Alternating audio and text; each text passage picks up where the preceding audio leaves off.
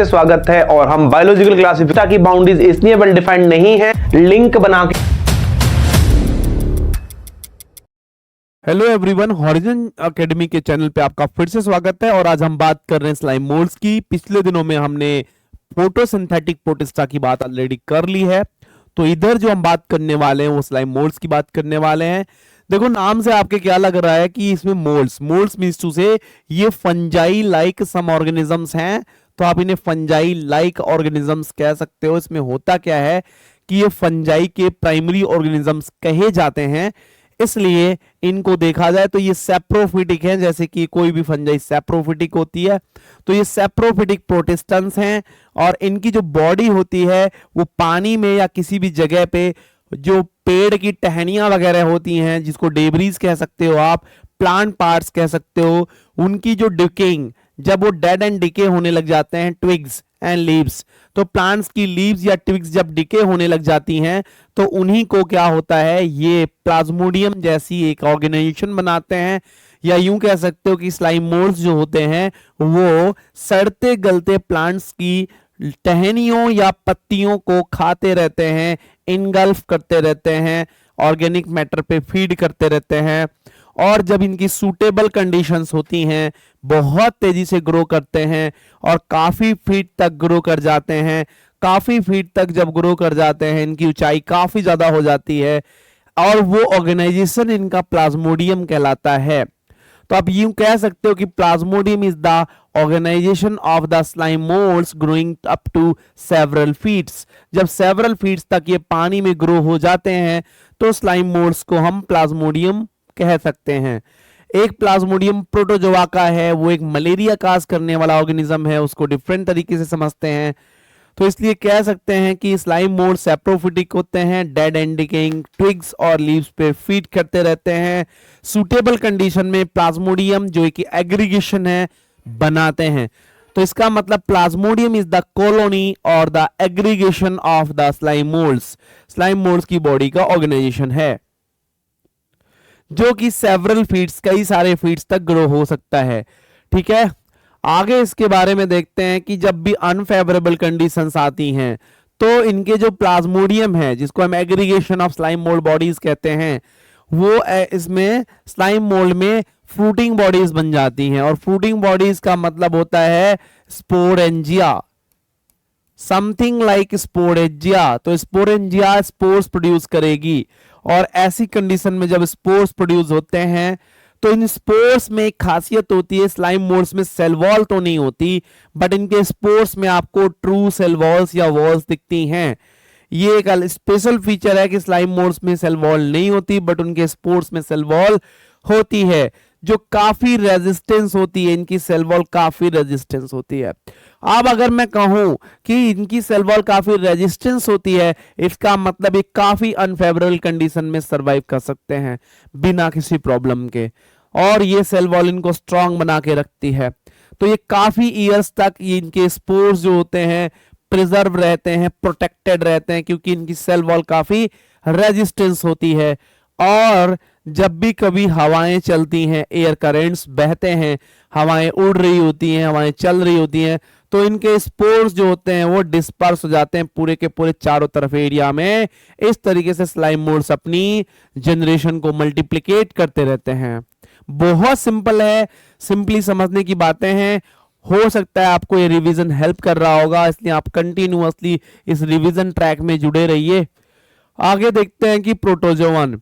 आपको सबको पता है कि हमने पढ़ा था कि प्राइमरी ऑर्गेनिजम्स ऑफ प्लांट्स, जिनको हम फोटोसिंथेटिक प्रोटिस्टेंस, डेस्मिड्स, डायाटम्स, क्राइजोफाइट्स है ना, उसके बाद में डाइनोफ्लैजिलेट्स, उसके बाद में यूग्लिनोइड्स जैसे कि यूग्लिना, उसके बाद में हम फंजाई के अभी अभी पढ़ा स्लाइम मोल्ड्स, और अब हम बात करने वाले प्रोटोजोवंस। तो इनको हम, प्रोटो का मतलब होता है प्राइमरी और जोवंस का मतलब होता है एनिमल्स, तो इनको हम प्राइमरी एनिमल्स भी कह सकते हैं, प्राइमरी एनिमल्स। तो इनको ऐसा माना जाता है, believe to be the primitive relatives of animals. तो ये एनिमल्स के प्रिमिटिव रिलेटिव्स हैं, मतलब सबसे पहले एनिमल्स यही हो सकते हैं। प्राइमरी एनिमल्स जैसे मैंने कहा, या प्रिमिटिव रिलेटिव ऑफ एनिमल्स, ये प्रोटोजोआ ही होते हैं। और ये ऑब्वियसली हेट्रोट्रॉफिक होते हैं। हेट्रोट्रॉफिक में कौन सा? होलोजोइक।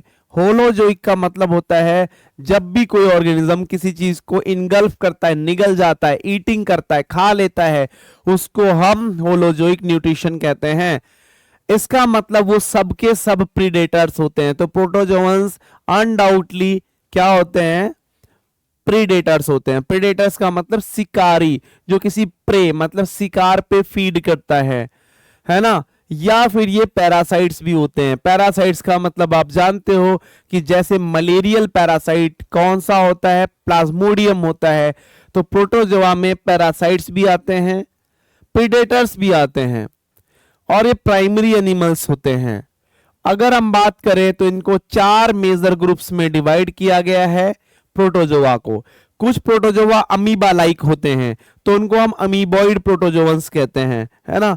कुछ प्रोटोजोआ जो होते हैं वो फ्लैजिलेट होते हैं, उनमें फ्लैजिला प्रेजेंट होता है तो उनको फ्लैजिलेटेड प्रोटोजोअन्स। किसी में सीलिया होता है तो सीलिएटेड प्रोटोजोअन्स। किसी में स्पोर लाइक इन्फेक्टेड स्टेज होती है, उनमें इन्फेक्शन कर सकने वाली स्पोर बनाने वाली एक स्टेज होती है जो स्पोरोजोअन्स कहलाते हैं। तो हम एक एक करके पढ़ने वाले। सबसे पहले अमीबॉइड प्रोटोजोअन्स को देख लेते हैं कि ये फ्रेश वाटर में रह सकते हैं या फिर सी वाटर में भी रह सकते हैं या फिर मॉइस्ट हैबिटेट्स या मॉइस्ट सॉइल, नम मिट्टी, गीली मिट्टी में भी ये रह सकते हैं। फ्रेश वाटर मतलब कि जैसे तालाब है, नदी है, कोई पोखर है, रिजर्वॉयर ऑफ वाटर है, उसमें ग्रो कर जाते हैं। अगर आप अपने घर में पानी भर के रख सकते हो तो उसमें भी अमीबा ग्रो हो सकता है। They move and capture their prey by pseudopodia. देखो स्यूडोपोडिया की हेल्प से ये फीडिंग भी करते हैं और मूवमेंट भी करते हैं। तो स्यूडोपोडिया प्रोटोजोआ का एक सबसे बेस्ट ऑर्गन आपको देखने को मिलेगा। मतलब सेल ही है तो सेल के ही मॉडिफिकेशन, सेल जब मूव कर रही होती है उसकी सेल मेम्ब्रेन के ही डिफरेंट मूवमेंट्स की वजह से क्या बन जाते हैं? स्यूडोपोडिया बन जाते हैं। तो आपने देखा होगा कि एक अमीबा डिफरेंट तरीके से स्यूडोपोडिया बना बना के मूव करता रहता है क्योंकि इसका शेप फिक्स ही नहीं होता है। Pseudo means fast, podia means पैर, तो इसके फास्ट पैर होते हैं, फास्ट फीट होते हैं, जैसे कि अमीबा में देखने को मिलता है। देखो यार बहुत सारे प्रोटोजोआ में एक और चीज देखने को मिलती है कि इसमें सिलिका की सेल्स होती हैं। सेल्स वो नहीं जो हम सेल बायोलॉजी या साइटोलॉजी में पढ़ते हैं। शेल्स का मतलब होता है कवरिंग, एनीथिंग कवरिंग। तो इनकी सरफेस पे सिलिका की कवरिंग हो सकती है। सिलिका की कवरिंग होगी तो उसमें प्रोटेक्शन थोड़ा सा रहता है। सम ऑफ देम, इनमें से कुछ ऐसे होते हैं जिनपे एंट अमीबा, तो ये कैसा होता है? पैरासाइट होता है। एंट अमीबा हिस्टोलिटिका, ये पैरासाइट्स होता है और ये हमको अमीबिक डाइसेंट्री डिजीज काज करता है। कभी कभी आपने देखा होगा अगर पानी आप गंदा पी लेते हो तो आपके स्टमक में डाइसेंट्री क्रिएट हो जाती है, आपके पूरी गट से बहुत ज्यादा फ्लूइड चालू हो जाता है, मतलब आप एक तरीके से लूज मोशंस कह सकते हो। तो वो एंटमीबा हिस्टोलिटिका की वजह से होता है, अमीबिक डाइसेंट्री होता है, क्योंकि ये एक पैरासाइट है। और जितने भी पैरासाइट्स होते हैं, जितने भी अमीबा या कोई भी बैक्टीरिया पैरासाइट होता है, ऑब्वियसली किसी एनिमल किसी प्लांट में इंफेक्शन करता है और डिजीज काज करता है। इसलिए ध्यान रखना है, इंडो पैरासाइट्स हो या एक्सो पैरासाइट्स हो, बॉडी को हार्म काज करेगा और उससे कोई ना कोई डिजीज जनरेट हो रही होगी। बस आगे फिर हम देख पाते हैं कि अब हमको बात करनी फ्लैजिलेटेड प्रोटोजोअन्स की। तो ये फ्री लिविंग हो सकते हैं या फिर पैरासाइट्स भी हो सकते हैं। जैसे अगर इसमें फ्लैजिला होता है तभी तो फ्लैजिलेटेड कहलाते हैं। पैरासाइट्स जो फॉर्म होती है वो डिजीज काज करती है, जैसे कि इसमें स्लीपिंग सिकनेस। तो स्लीपिंग सिकनेस कौन काज करता है? ट्राइपोनोसोमा गैम्बियंस। ट्राइपोनोसोमा गैम्बियंस नाम का एक फ्लैजिलेटेड प्रोटोजोवन होता है जो अफ्रीका के जंगलों में पाई जाने वाली टीसी फ्लाई के सलाइवरी ग्लैंड्स में मिलता है ना। तो जब वो टीसी फ्लाई किसी भी ह्यूमन को काट लेती है तो उसकी सलाइवरी ग्लैंड से ट्राइपोनोसोमा गैम्बियंस ह्यूमन के ब्लड में आ जाता है। अब अगर ह्यूमन के ब्लड में एक बार ट्राइपोनोसोमा आ गया तो बहुत तेजी से बाइनरी फिजन करता है, लॉन्गिट्यूडिनल बाइनरी फिजन करता है, मल्टीप्लिकेट करता है और पूरे के पूरे ब्लड में इंफेक्शन टॉक्सिन्स रिलीज करता है, जिसकी वजह से उस पर्सन को कोमा का अटैक होता है, कोमा में ही उसकी डेथ हो जाती है। कोमा में जाने से पहले उसको नींद आनी शुरू हो जाती है और वो नींद इतनी गहरी होती है कि उसको बीमारी का नाम ही स्लीपिंग सिकनेस रखा गया है ना। इतना ज्यादा वो पर्सन स्लीप करता है। तो स्लीप काज करने वाला ट्रेपैनोसोमा होता है जिसकी वजह से स्लीपिंग सिकनेस होती है। वैसे इसके और भी एग्जांपल्स हैं फ्लैजेलेटेड प्रोटोजोअन्स के, जैसे लीजमैनिया, LIESMANI, लीजमैनिया। तो ये लीजमैनिया भी, ट्रेपैनोसोमा भी, दोनों ऑर्गेनिज्म फ्लैजेलेट प्रोटोजोअन के एग्जांपल्स हैं। आगे देखते हैं कि हमारे पास कोई और भी है क्या। हाँ बिल्कुल, सिलिएटेड प्रोटोजोअन्स है हमारे सामने। तो सिलिएटेड प्रोटोजोअन्स में होता क्या है, इनकी बॉडी के चारों तरफ छोटे छोटे छोटे छोटे छोटे छोटे सीलिया होते हैं, जिनकी सीलिया की हेल्प से वो क्या करते रहते हैं, मूवमेंट करते रहते हैं। अपने आप को जहां रखना है, जिधर रखना है, सीलिया के मूवमेंट की वजह से ये मूव करते रहते हैं, है ना। तो ये एक्वेटिक होते हैं, ऑब्वियसली पानी में रहते हैं। इसका एग्जांपल आपको बहुत अच्छे से पता होगा कि एक पैरामीशियम नाम का ऑर्गेनिज्म होता है। तो पैरामीशियम नाम का जो ऑर्गेनिज्म होता है ये इसी ग्रुप में आता है। एक्टिवली अगर ये मूवमेंट करना है तो सिलिया की हेल्प से मूवमेंट करेगा। इनमें कैविटी होती है जिसको गलेट कहते हैं, ये माउथ की तरह वर्क करती है, माउथ लाइक होती है, माउथ नहीं कह सकते बट माउथ लाइक स्ट्रक्चर होती है, जिससे ये क्या कर सकते हैं, बाहर की किसी भी चीज पे फीड करते हैं। इनमें कोऑर्डिनेटेड मूवमेंट होता है, किसकी वजह से, रोज ऑफ सिलिया। सिलिया की जितनी भी कतारें होती हैं, रोज होती हैं, लाइनें होती हैं सिलिया का, जो भी इनके चारों तरफ, बॉडी के चारों तरफ जो सिलिया का अरेंजमेंट है ना, उस सिलिया के अरेंजमेंट से ही क्या हो रहा है, इनका मूवमेंट होता रहता है, कोऑर्डिनेटेड मूवमेंट हो रहा होता है ना।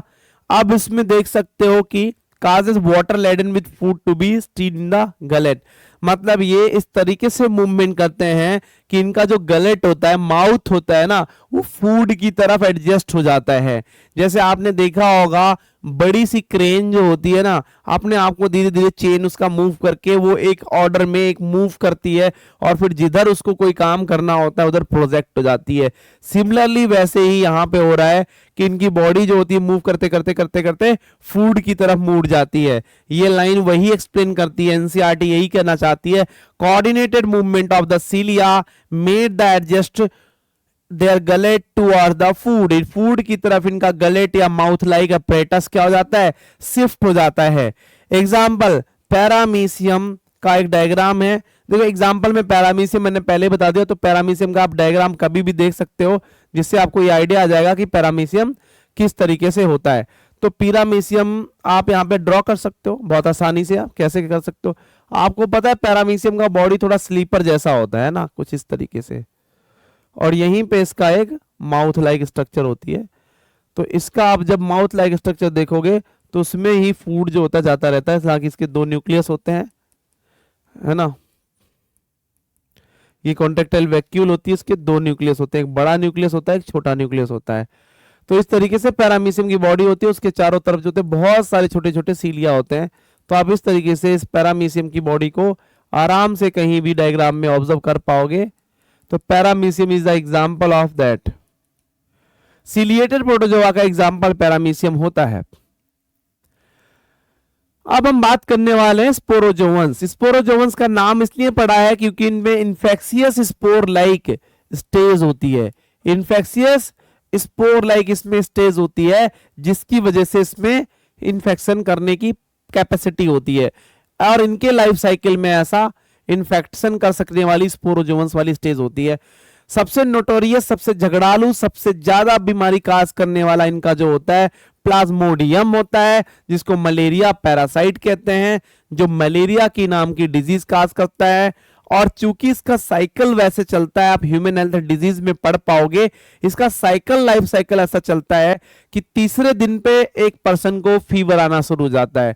इसको हम लोग मलेरिया फीवर कहते हैं, है ना। और डिजीज इतनी ज्यादा खतरनाक होती है, स्टैगरिंग इफेक्ट। स्टैगरिंग इफेक्ट का मतलब ये होता है कि ये ह्यूमन को काफी ज्यादा उसको साइकोलॉजिकली परेशान करने वाली डिजीज होती है, जिसकी वजह से ह्यूमन की पॉपुलेशन में मलेरिया को लेके खौफ जनरेट हो जाता है। अच्छा, उसे मलेरिया हो गया है। और एक और इंपॉर्टेंट बात है कि इसमें जो मलेरिया काज करने वाला ऑर्गेनिज्म है उसका नाम है प्लाज्मोडियम वाइवेक्स। तो ये नॉर्मल मलेरिया काज करता है, लेकिन अगर कहीं किसी को प्लाज्मोडियम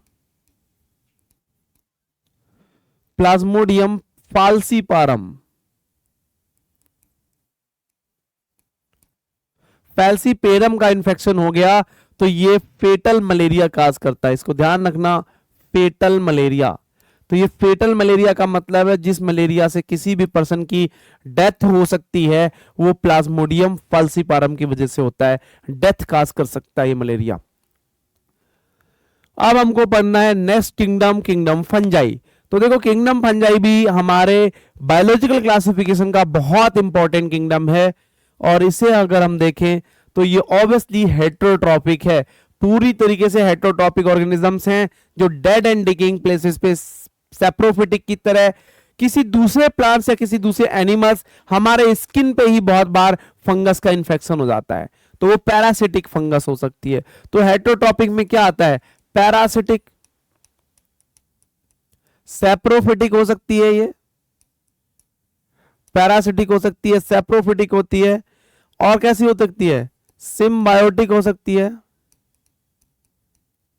एटसेट्रा। तो ऐसे इसके मोड ऑफ न्यूट्रिशन हो सकते हैं।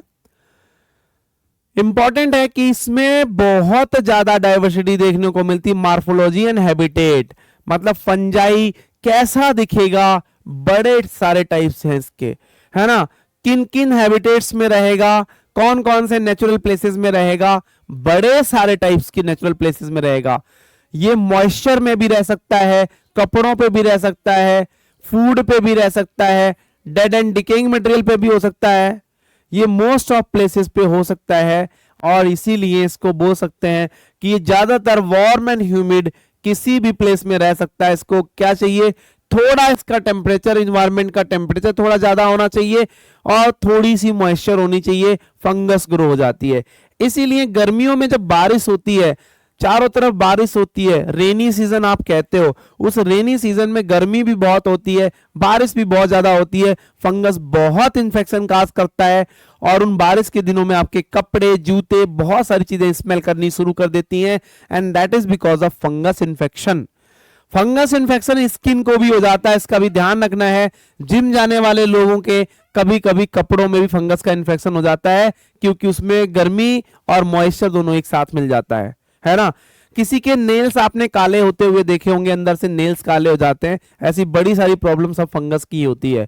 तो आप ये कह सकते हो डर्मेटोलॉजी से एक डॉक्टर होता है, या फिर डर्मा का एक डॉक्टर होता है जो स्किन से रिलेटेड प्रॉब्लम डील करता है, उसके सामने आप कभी भी क्लिनिक पे जाके देखो कितनी भीड़ होती है, स्किन को लेके बहुत सारी प्रॉब्लम्स फंगस से रिलेटेड बहुत सारी होती है। तो फंगस कह सकते हो काफी ज्यादा हमारे लाइफ में प्रैक्टिकली इंपैक्टफुल होता है।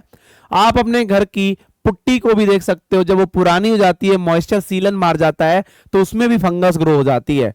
आपने अगर कभी मूंगफली खाई हो, आपके मुंह में कड़वा सा बिटर सा टेस्ट जनरेट हो गया हो, वो भी फंगस की वजह से होती है। ऐसे बहुत सारी चीजें हैं, आपके ड्राई फ्रूट्स भी खराब हो जाते हैं फंगस की वजह से। तो फंगस का बड़ा रोल है। आगे देखते हैं, body of almost fungi are filamentous. जो फंगस की बॉडी होती है फिलामेंट्स की तरह होती है, धागे जैसी फैलती रहती है। आपने देखोगे फंगस बिल्कुल धागे की तरह ग्रो करती रहती है, फैलती रहती है चीजों पे। आपने ब्रेड पे देखा होगा व्हाइट या ब्राउन कलर के स्पॉट्स बन जाते हैं, वो एक फंगस होती है। तो इसलिए कह सकते हो इनकी फिलामेंटस जो बॉडी होती है उनको हम हाइफी कहते हैं। हाइफी का मतलब आप जानते होंगे, filamentous body of fungi is known as hyphae. अच्छा, जो हाइफी का नेटवर्क होता है उसको माइसीलियम कहते हैं। तो नेटवर्क ऑफ हाइफी, जब भी हाइफी नेटवर्क बनाती है, नेटवर्क ऑफ हाइफी, और हाइफी है क्या, body of fungi, body of fungi. तो जो फंजाई की बॉडी है उसको हम हाइफी कहते हैं, उसका जो भी नेटवर्क होता है क्या कहलाता है, माइसीलियम। माइसीलियम। तो जो ब्रेड डेवलप होती है, आपने देखा हो ब्रेड पे मोल्ड, ब्रेड मोल्ड जिसको कहते हैं, ब्रेड मोल्ड हो जाता है। ऑरेंज रॉट्स, संतरे कभी कभी सड़ जाते हैं। मशरूम, जो आप मशरूम खाते हो, व्हाइट स्पॉट्स किस पे लग जाते हैं, मस्टर्ड के लीव्स पे, मस्टर्ड के पौधे की पत्तियों पे जो वाइट स्पॉट लग जाते हैं, वो भी एक पैरासिटिक फंगस होती है ना। यूनिसेलुलर फंजाई जिसका नाम ईस्ट है, आप उससे क्या ब्रेड एंड बियर बनाते हैं। बियर मतलब अल्कोहल, तो बियर या अल्कोहल और ब्रेड, ये सारी चीजें किससे बनती हैं? ईस्ट से बन रही होती हैं। कुछ फंजाई डिजीजेस काज कर सकते हैं, बीमारियां फैला सकते हैं, जैसे कि प्लांट्स में और एनिमल्स में आप बहुत बार बीमारियां देखते रहते हो। पक्सीनिया नाम की एक फंगस है, वो क्या करती है? रस्ट डिजीज काज करती है। गेहूं की पत्तियों पे धब्बे पड़ जाते हैं, ब्राउन कलर के स्पॉट्स बन जाते हैं, चित्तियां पड़ जाती हैं, उनको रस्ट कहते हैं। जैसे जंग लग गई होगी, ऐसा लगता है जैसे ब्राउन कलर की जंग लग गई है पौधों को, तो उसको रस्ट डिजीज कहते हैं। पक्सीनिया किस पे? गेहूं की पत्तियों पे होता है। कुछ फंजाई जो होती हैं जिनसे हम एंटीबायोटिक्स भी बनाते हैं, जैसे कि पेनिसिलियम। पेनिसिलियम जो थी, अलेक्जेंडर फ्लेमिंग ने पेनिसिलियम नोटेटम से एक एंटीबायोटिक्स ऑब्टेन की थी जिसका नाम है पेनिसिलिन। और वो पेनिसिलिन जो थी वर्ल्ड वॉर सेकेंड के टाइम पे दूसरे साइंटिस्ट ने खूब यूज किया था अमेरिका के सोल्जर्स को ट्रीटमेंट करने के लिए। इसलिए कह सकते हो कि फंजाई से एंटीबायोटिक्स भी बनती हैं। फंजाई आर कॉस्मोपोलिटियन, मतलब ये हर जगह पे प्रेजेंट रहेंगे, एयर में, वाटर में, सॉइल में, एनिमल्स पे, प्लांट्स पे, ये हर जगह पे ग्रो होते रहेंगे। फंगस हर जगह मिलते हैं। तो फंगस के बारे में आपको इतना आइडिया आ गया है। The network of hyphae is called mycelium. Network of hyphae is mycelium. Some hyphae are continuous tubes. अब इसमें यह देखना है कि फंगाई की बॉडी कैसी हो सकती है। देखो, कई बार फंगाई की बॉडी जो होती है फिलामेंटस होती है इस तरीके से, है ना, और उसमें बड़े सारे न्यूक्लियस होते हैं, बहुत सारे न्यूक्लियस होते हैं ऐसे, तो इसको क्या बोलेंगे? Multi nucleated. और इसमें कोई सेल वॉल नहीं दिख रही है आपको। जब कोई सेल वॉल नहीं दिख रही है तो आप क्या क्या बोलोगे? एसेप्टेट। और जब मल्टी न्यूक्लिएटेड एसेप्टेट स्टेज होती है उसको हम सिनोसाइटिक बोलते हैं, सिनोसाइटिक। तो ये हो गया एक फंगस की बॉडी। दूसरी बॉडी ऐसी हो सकती है फंगस की कि फिलामेंटस तो नहीं है, और इसमें क्या देख रहे हो आप? इस वाली पहली कंडीशन में क्या देख रहे हो? ब्रांच भी नहीं है, तो ये क्या है? अनब्रांच्ड। इसमें ब्रांच भी नहीं है, अनब्रांच्ड हाइफी, और ये हाइफी आपको अनब्रांच दिख रहा है। तो फंजाई का हाइफी या बॉडी अनब्रांच हो सकता है, एसेप्टेट हो सकता है, मल्टी न्यूक्लिएटेड। और अगर मल्टी न्यूक्लिएटेड एसेप्टेट होता है तो उसको हम सिनोसिटिक कंडीशन बोलते हैं, सिनोसिटिक हाइफी बोलते हैं, हाइफी। ओके, फिर आगे देखते हैं कि फंगाई की बॉडी कैसी हो सकती है? सेप्टेट हो सकती है। उसमें सेप्टा बनेंगे, सेल वॉल्स होंगी, और उनमें प्रॉपरली न्यूक्लियस होगा हर एक सेल में, इसको बोलते हैं सेप्टेट। तो आपको ये क्या दिख सकता है? इसका सेप्टेट दिख सकता है। दूसरा क्या हो सकता है कि इसका जो भी है वो ब्रांच भी हो जाए, कि ये ब्रांचिंग भी कर सकता है। जब ब्रांचिंग करेगा तो आप ऑब्जर्व कर पाओगे कि यहां पे इसकी जो भी हाइफी है वो कैसी है? इसमें ब्रांच हैं और न्यूक्लियस भी प्रेजेंट है, तो इसको क्या बोल देंगे कि सेप्टेट भी है।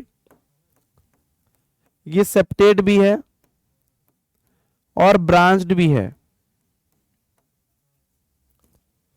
तो इस तरीके से फंगाई की बॉडी कैसी भी हो सकती है, जैसे हम यहां पे देख सकते हैं कि ये सिनोसिटिक हो सकती है, सेप्टेट हो सकती है। इनकी सेल वॉल जो होती है, देखो यहां पे देखो, फंजाई की जो सेल वॉल्स होती हैं, फंजाई की जो सेल वॉल्स होती है वो कैसी होती है? काइटिन की।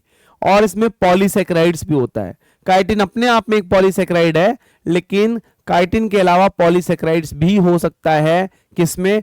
फंगाई की सेल वॉल में। तो फंजी या फंगाई, फंगस के सेल वॉल में काइटिन प्रेजेंट होता है, जो एक सेल वॉल बनाने का मैकेनिज्म है, प्रोसेस है, केमिकल है। लेकिन प्लांट्स की जो सेल वॉल होती है उसमें सेलुलोज होता है और इसमें काइटिन होता है। तो प्लांट्स की सेल वॉल और काइटिन, मतलब फंजाई की सेल वॉल में डिफरेंस तो है ही ना। फंजाई की सेल वॉल में काइटिन और प्लांट्स की सेल वॉल में सेलुलोज, ये ध्यान रखने की बात है। Most fungi are called saprophytic. बहुत सारी फंजाई होती है सैप्रोफिटिक होती हैं। आप एक्सप्लेन करो क्यों? क्योंकि फंगाई जो होती हैं डिकम्पोजर्स होते हैं, डेड एंड डिकेइंग मटेरियल को प्रॉपरली डिकम्पोज कर देती हैं, टाइमली डिकम्पोज कर देती हैं। आपने देखा होगा बहुत सारी चीजें सड़ गल कर क्या बन जाती हैं, मैन्योर बन जाती हैं, फर्टिलाइजर्स बन जाती हैं। इस तरीके से समझ सकते हो कि वो चीजों को डिकम्पोज करती है। आपके घर के बहुत सारे जितना भी आपके घर का कूड़ा कचरा होता है ना, किचन वेस्ट जिसको कह सकते हो, वो सारा का सारा डिकम्पोज हो सकता है, क्योंकि ये काम फंगस का है। कुछ बैक्टीरिया भी इसमें काम करते हैं। तो फंगाई डिकम्पोजर्स हो सकते हैं, मोस्टली डिकम्पोजर्स हो सकते हैं, इसलिए इनको हम क्या कह सकते हैं, नेचुरल स्कैवेंजर्स भी कहते हैं, सेप्रोफाइट्स भी कहते हैं। कुछ फंजाई अगर पैरासाइट्स हैं तो प्लांट्स और एनिमल्स की डिजीज काज करेंगी, और ये सिम्बियोट्स की तरह भी रह सकती हैं फंगाई, जैसा कि लाइकेन के केस में होता है कि फंजाई जो होती है एल्गी के साथ मिक्स हो जाती है और क्या बनाती है, लाइकेन बनाती है। कुछ फंजाई जो होती हैं वो किसके साथ एसोसिएट कर जाती हैं, रूट्स ऑफ हायर प्लांट्स। जैसे कि आपने देखा होगा पाइनस एक प्लांट है, पाइनस प्लांट्स की रूट्स में ये फंगस जो होती है जुड़ जाती है और इसको बोलते हैं माइकोराइजा। माइकोराइजा एसोसिएशन बनाता है, माइकोराइजा। जब भी पाइनस प्लांट्स की रूट्स और फंजाई मिक्स हो जाती हैं तो वहां पे माइकोराइजा एसोसिएशन बनाते हैं। फंजाई वाटर एब्जॉर्ब करके रूट्स को दे देती है और रूट्स अपना फूड रिटर्न में फंगस को दे देती है और रहने के लिए जगह दे देती है। तो फंगस का और प्लांट्स की रूट्स का association mycorrhiza. Myco means fungus, rhiza means roots, तो माइकोराइजा मींस फंगस और रूट्स का कॉम्बिनेशन।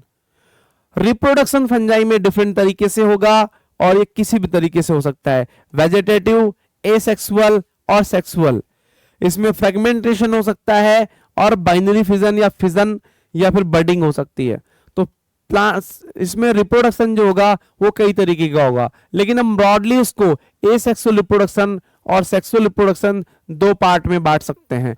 एसेक्सुअल में अगर उसको स्पोर बनाने हैं तो कौन कौन से स्पोर बनाएगा, बहुत इंपॉर्टेंट क्वेश्चन बनता है इस पे। इसमें कोनिडिया बनेगा। कोनिडिया एक्सोस्पोर्स होते हैं।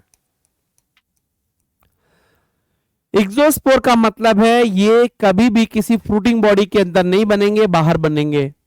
और वैसे ही स्पोरेंजियोस्पोर्स और जूस्पोर, और ये दोनों कैसे होते हैं, इनको हम इंडोस्पोर्स कहते हैं। तो ये स्पोर किसी ना किसी स्पोरेंजिया के अंदर बन रहे हैं, इसलिए इनको हम इंडोस्पोर्स कहते हैं। तो आप ध्यान रखना कि एसेक्सुअल रिप्रोडक्शन के कौन कौन से स्पोर होते हैं, इनको आप लोग बहुत ब्रीफली समझने की जरूरत है, बट जरूरी से समझने की जरूरत है कि एसेक्सुअल रिप्रोडक्शन के स्पोर्स कौन कौन से होते हैं, स्पोरेंजियोस्पोर्स, जूस्पोर्स या फिर कोनिडिया।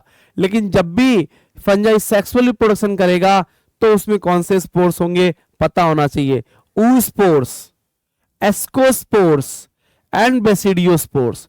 आपने एस्कोमाइसेटिस फंजाई समझा है, तो एस्कोमाइसेटिस फंजाई में जो भी एस्कोस्पोर्स बनते हैं वो सेक्सुअल स्पोर्स होते हैं और oospores भी सेक्सुअल स्पोर होते हैं। बेसिडियोस्पोर किस में बनते हैं, बेसिडियम में बनते हैं। बेसिडियम किस में बनती है, ये हमारी ब्रैकेट फंजाई जिसको हम बेसिडियोमाइसिटीज कहते हैं उसमें बनती है। उसमें क्या होना है, बेसिडियोस्पोर्स बनेंगे। कैसे स्पोर्स हैं, सेक्सुअल स्पोर्स हैं। कैसे स्पोर्स हैं, सेक्सुअल स्पोर हैं। वेरियस स्पोर्स, बहुत टाइप के स्पोर्स यहां पे होंगे जो प्रोड्यूस होते हैं किसमें, डिस्टिंक्ट स्ट्रक्चर्स में, जिनको हम फ्रूटिंग बॉडीज कहते हैं। फ्रूटिंग बॉडीज का मतलब स्पोरेंजिया। तो जो सेक्सुअल स्पोर्स बनते हैं वो स्पोरेंजिया के अंदर बनते हैं, तो इसको बोलते हैं सेक्सुअल स्पोर्स। हमेशा क्या हो गए यहां पे, अब आपको क्या समझ में आया कि सेक्सुअल स्पोर्स इन फंजाई, फंजाई में जो भी सेक्सुअल स्पोर्स हैं आर ऑलवेज, हमेशा कैसे होते हैं, आर ऑलवेज इंडोस्पोर्स। इनको इंडोस्पोर्स कहते हैं अगर वो किसी स्पोरेंजिया के अंदर बनते हैं, और अगर स्पोरेंजिया के अंदर नहीं बनेंगे तो एक्सोस्पोर्स कह देंगे। सेक्सुअल साइकिल जब भी फंजाई में होता है तो आप ये देखोगे फंजाई में जनरली वैसा नहीं होता जैसे बाकी ऑर्गेनिज्म में होता है कि गैमीट्स आए, मिले और जाइगोट बना दिया। ऐसा नहीं होता फंजाई में। फंजाई में कुछ अलग तरीके से होता है। जैसे क्या, सबसे पहले दो सेल आपस में आए पड़ोस में, है ना, और इस तरीके से आपस में फ्यूज हो गए, तो इस प्रोसेस को बोलते हैं प्लाज्मोगेमी। तो इस प्रोसेस को क्या बोलते हैं, प्लाज्मोगेमी बोलते हैं। और उसका न्यूक्लियस अभी फ्यूज नहीं हुआ है, और जब प्लाज्मोगेमी हो जाती है तो 2 न्यूक्लियस वाली स्टेज बन जाती है, और इस 2 न्यूक्लियस वाली स्टेज को हम क्या कहते हैं, डाइकैरियन। क्या बोलते हैं, डाइकैरियन फेज बोलते हैं। तो ये डाइकैरियन मतलब बाई न्यूक्लिएटेड फेज होती है, तो इसको बोलते हैं डाइकैरियन फेज, है ना। तो इसमें बनती है डाइकैरियन। तो डाइकैरियन अपने आप में एक इंटरमीडिएट स्टेज है। फिर बाद में होता है कैरियोगेमी, जिसको बोलते हैं फ्यूजन ऑफ 2 न्यूक्लियाई। अब ये न्यूक्लियस क्या कर जाएंगे, आपस में फ्यूज कर जाएंगे, और जब ये न्यूक्लियस फ्यूज कर जाएंगे तो पता है क्या होगा, जब ये न्यूक्लियस फ्यूज कर जाएंगे तो बनेगा 2n structure, that is zygote. तो क्या बन जाएगा, जाइगोट। तो ये प्रोसेस हुआ कैरियोगेमी। ये प्रोसेस क्या हुआ, साइटोगेमी या प्लाज्मोगेमी। तो यहां पे सबसे पहले प्लाज्मोगेमी होगा, फिर क्या होगा, कैरियोगेमी होगा, और उसके बाद में क्या होगा, मियोसिस होगा। अब मान लो डिप्लॉइड सेल, अब जो ये डिप्लॉइड सेल है ये क्या करेगी, मियोसिस कर देगी। तो क्या हो जाएगा, हैप्लॉइड स्पोर्स बन जाएंगे, और जब ये हैप्लॉइड स्पोर्स बन जाएंगे तो ये हैप्लॉइड स्पोर जर्मिनेट करके फिर से फंजाई की बॉडी बना देंगे, और फंजाई की बॉडी हैप्लॉइड होती है। तो आपको देखने में आया कि सबसे पहले इसमें क्या होने वाला है कि प्लाज्मोगेमी होगा, उसके बाद में क्या होगा, कैरियोगेमी होगा, उसके बाद में क्या होगा, मियोसिस होगा, और मियोसिस किस में होगा, जाइगोट में। तो इसको बोलते हैं जाइगोटिक मियोसिस होगा। When a fungi reproduce sexually, जब भी कोई फंजाई सेक्सुअली रिप्रोड्यूस करती है, इसमें 2 हैप्लॉइड हाइफी पास पास आ जाते हैं। कंपेटेबल मेटिंग के होने चाहिए, 2 हाइफी पास पास आ जाएंगे, और फिर उनमें फ्यूजन हो जाएगा, तो दोनों के फ्यूजन से एक हाइफी बन जाएगा। उस केस में उनके दोनों के न्यूक्लियस क्या हो जाएंगे, दोनों के न्यूक्लियस पास पास आ जाएंगे, डाइकैरियन फेज को रिप्रेजेंट करेंगे। और अब क्या होगा, अब होगा कैरियोगेमी, मतलब न्यूक्लियस का फ्यूजन, और इस तरीके से एक डाइकैरियोटिक फेज बन जाती है बीच की ये वाली, इसको बोलते हैं डाइकैरियोटिक फेज।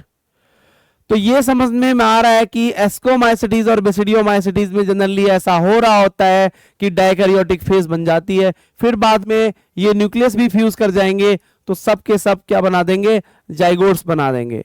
ऐसी कंडीशन देखने को मिलती है फंगस में। डाइकैरियोटिक फेज को बड़ा ध्यान में रखना है। एस्कोमाइसिटीज और बेसिडियोमाइसिटीज में कंपेटेबल मेटिंग के हाइफी पास में आते हैं, और फिर उनका प्लाज्मोगेमी हो जाता है, फिर उनका कैरियोगेमी होता है। जैसा कि अभी हम पीछे देख रहे थे, ये तीनों वाली फेजेस जो हैं, ये जो तीनों फेजेस हैं, ये यहाँ पे आपको देखने को मिल रही हैं फंगस के केस में, एस्कोमाइसिटीज और बेसिडियोमाइसिटीज में। फाइकोमाइसिटीज एंड ड्यूटेरोमाइसिटीज के स्पेसिफिक कैरेक्टर्स हम जब भी फाइकोमाइसिटीज, एस्कोमाइसिटीज, बेसिडियोमाइसिटीज, ड्यूटेरोमाइसिटीज, ये 4 जब फंजाई की क्लासेस पढ़ेंगे तो उसमें स्पेसिफिक हो जाएगा। बाद में जब भी पेरेंटल न्यूक्लियाई क्या होता है, आपस में फ्यूज करता है, ऐसे प्रोसेस में डिप्लॉइड हाइफी बनता है। जैसा कि यहां पे मैंने बताया, ये है डिप्लॉइड हाइफी, क्योंकि जब पहले न्यूक्लियस का फ्यूजन नहीं हुआ था, बाद में न्यूक्लियस का फ्यूजन हुआ, तो डिप्लॉइड न्यूक्लियस बनेंगे ना, इसको डिप्लॉइड फेज कहते हैं या डिप्लॉइड हाइफी कहते हैं।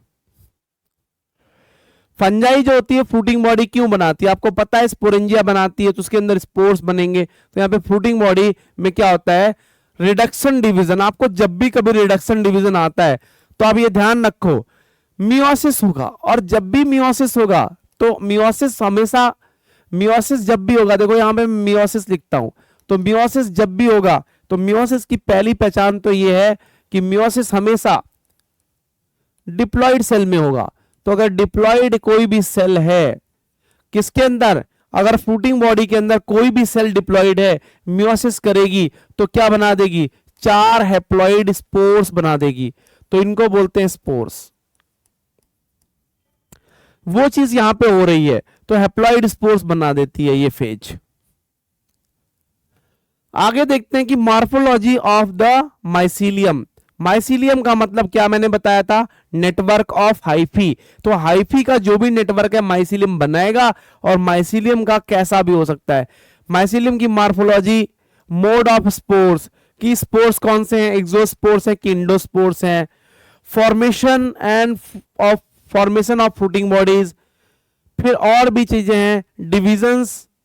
तो इससे क्या हो जाता है, formation of fruiting body, mode of spore, mycelium की मॉर्फोलॉजी, ये बेसिस हैं। इन बेसिस को ही जज करके फंजाई को 4 क्लासेस में, डिफरेंट क्लासेस में बांट दिया गया है ना। तो जो फंजाई है, किंगडम फंजाई, उसको 4 डिविजन्स में बांट दिया गया है, जिसमें एस्कोमाइसिटीज, फाइकोमाइसिटीज, बेसिडियोमाइसिटीज, ड्यूटेरोमाइसिटीज। अभी डिटेल में पढ़ने वाले इसको हम। कुछ फंजाई में फ्यूजन ऑफ 2 हैप्लॉइड सेल्स, कई बार 2 हैप्लॉइड सेल्स मिल जाती हैं तो वो डिप्लॉइड सेल्स बना देती हैं। इसको हम जाइगोट भी कह सकते हैं एक टाइम के लिए, कि जाइगोट जैसा एक डिप्लॉइड सेल बना देती है। जब कभी भी हैप्लॉइड सेल आपस में फ्यूज करती हैं तो क्या बना देती हैं? डिप्लॉइड सेल या जाइगोट बना देती हैं। अब हम एक एक करके, जैसे फाइकोमाइसिटीज, फिर उसके बाद में बेसिडियोमाइसिटीज, फिर उसके बाद में ड्यूटेरोमाइसिटीज, बेसिडियोमाइसिटीज, ये सब पढ़ने वाले हैं। तो सबसे पहले तो हम ये देख लेते हैं। अब आगे जो भी पढ़ेंगे वो स्पेशल एस्कोमाइसिटीज में पढ़ेंगे। तो यहां पे देख सकते हैं कि फंजाई को अगर आप देखें, किंगडम में क्या है? डिविजन्स। तो इस तरीके से यहां पे क्लासेस डायरेक्टली, हमें फंजाई में बहुत सारे क्लासेस पढ़ने, तो यहां पे एक क्लासिफिकेशन है, क्लासिफिकेशन ऑफ फंजाई। तो फंजाई का क्लासिफिकेशन कैसे किया गया है वो देख लेते हैं। तो फंजाई का क्लासिफिकेशन किया गया नंबर A, B, C और D। इनको स्पेसिफिक नाम दे देते हैं जिनको डिटेल में हमें पढ़ना होगा। एक तो है फाइकोमाइसिटीज। फाइको का मतलब नाम लग रहा है, फाइको का मतलब होता है एल्गी, है ना, एल्गी जैसा या पानी में रहने वाला। तो ये फंगस पानी का रहने वाला है। फाइकोमाइसिटीज मतलब, ये माइसिटीज का मतलब होता है फंगस, मतलब इनको एल्गल फंगस भी कह सकते हो आप। Algal fungus, algal fungi. तो इनको हम एल्गल फंजाई भी कहते हैं, मतलब ये एल्गी जैसा पानी में रहते हैं। फिर है एस्कोमाइसिटीज। एस्कोमाइसिटीज इसलिए नाम दिया गया क्योंकि इनमें एस्कस स्ट्रक्चर बनती है।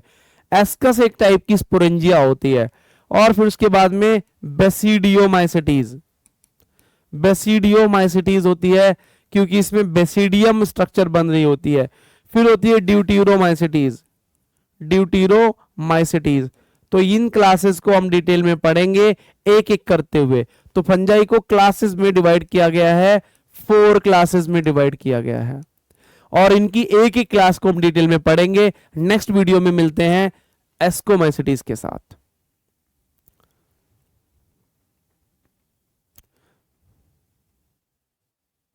और फिर आगे के टॉपिक्स हम डिटेल करेंगे। तो हम यहां पर सबसे पहले आपको फाइकोमाइसिटीज के साथ लेकर चलेंगे, फिर एस्कोमाइसिटीज में, और फिर बेसिडियोमाइसिटीज में, फिर ड्यूटेरोमाइसिटीज पे। काफी इंपॉर्टेंट क्वेश्चंस नीट के बनेंगे इस पे। ओके, थैंक यू, कनेक्ट रहिए।